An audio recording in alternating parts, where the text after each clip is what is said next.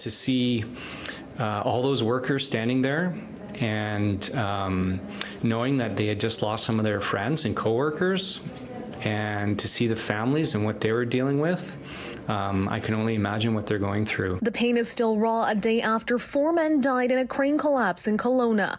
3 of them were found dead at the site.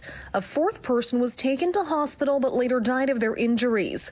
A 5th person's remains were still believed to be in the wreckage Tuesday morning. An adult male who is not associated to the work site is believed to have been in an adjacent building that when the crane collapsed, it buried this person in rubble and they believe to be deceased. A local state of emergency was declared Monday and will be in place until it is safe enough for crews, investigators, and those who live nearby to be in. The crane was about 28 stories high before it came crashing down. It's my understanding that they were in the process of getting ready to dismantle the crane or take the crane down.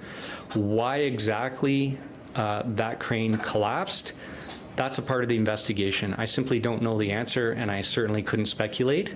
The BC Coroner's Service and WorkSafe BC are among those involved in the investigation. Premier John Horgan addressed the Kelowna tragedy on Tuesday morning from Richmond. When people go to work in the morning, they expect to be able to come home in the evening, and it is just a very sad day for those families that have been affected, as well as all of the people in Kelowna, and I wanted to acknowledge that. The Prime Minister also tweeted his condolences Tuesday. He says his heart is in Kelowna with the families, friends, and colleagues of the workers who lost their lives. Online fundraisers have identified 3 of the victims. Jared Zook's parents live in the Edmonton area. The page describes Zook as a fun, kind, and loving son, brother, friend, nephew, cousin, and husband. 2 other victims have been identified online as brothers Eric and Patrick Stemmer. One of the brothers had a 3rd child on the way. On Facebook, family have identified Kalen Vilnius as another victim. One person is remembering him as a young man with an infectious smile.